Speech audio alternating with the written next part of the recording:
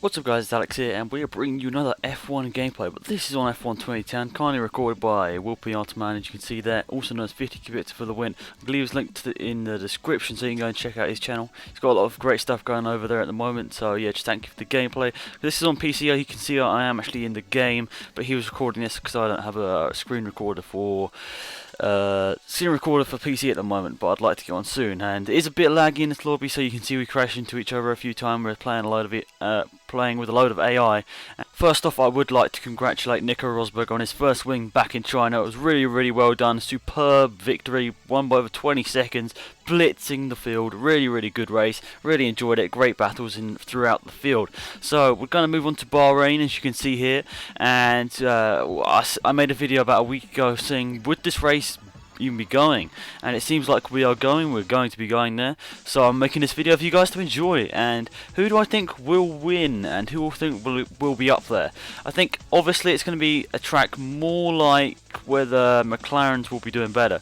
It's a more of a sort of track a bit more like Melbourne, in which it's got some fast straights, but it's got some more twisty sections in between. And I think overall it might suit the McLarens a bit more than it does the Mercedes, which does look like the second fastest car at the moment. And we haven't really seen the full pace of the Lotus Renault, or I guess it's just called the Lotus now. I mean, the last couple of races they've been doing well. I mean, Grosjean got 6th place in the last race, and that was a really good job. But, you know, Kimi Raikkonen was up in 2nd, and if he had done his pit stop and everything, he might have been able to regain and get back up there. But, you know, a bad decision from the team meant he couldn't get back up there and maybe get a podium.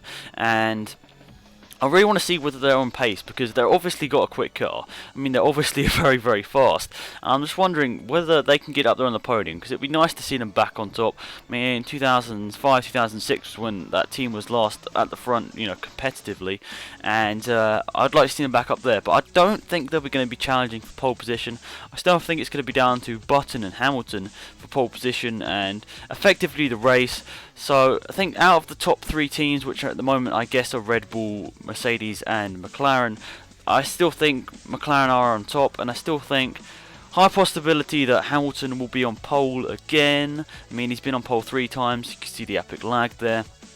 And yeah, so let's go and talk about the midfield. As we can see, the midfield has a host of great cars, ranging from the Ferrari to the Williams, and they're all really competitive, trying to edge for that 4th position in the Constructors and the Championship overall. Because, well, not in the Championship, probably we're racing for like 7th or 8th in the Championship, I suppose. And really, you know, all the teams, a lot of the teams were at the back last year, like Williams and Toro Rosso. They're all in that midfield pack, and even Caterham are really, you know, I think they're picking up pace in the race. I mean, in qualifying they're still, second slow, but in the race, I think they're nearly as fast as Toro Rosso, which is where we wanted them to be. You know, we wanted them to be there last year. It's been about a year later now, but I think by the end of the season we're going to be seeing Caterham fighting for maybe the low end of the points. Maybe if they're really lucky, if the races turn around. I mean, maybe even at Monaco, when a hell of a lot of cars crash out of the race, we might be able to see them up there in the points. Would be great for the F1, you know, F1 scene. That's because it would be nice to see them get in the points after, you know, 2.5 years of trying, and it would be, you know, be good to see, because, you know, we all know that over there at Caterham they're a really nice bunch of people. I mean, Petrov and Heikki Kovalainen are some of the greatest drivers out there. I mean, they came from top teams down to the back of the grid, and they're helping out that team massively. And so yeah, I've talked about who I think will be up there for the win. I mean, I hope Mark Webber does well again. He's one of my favourite drivers on the F1 grid, not only because he's fast, but because he can speak his mind and it's not restricted by the team. And you know, we saw that when he says not bad for a number 2 driver. We saw he's not scared to, you know, express his words, and that's what I like in an F1 driver. I like them to be quick, but I like them also to speak their mind, and I think that's what, you know, Button does most of the time as well, and a lot of other people do it, but you know, it's hard for them to do it now as F1 is really political. And yeah, I don't know why I got off on that tangent, but let's get into the back of the grid and those bottom 3 cars. Who will be fastest out of them?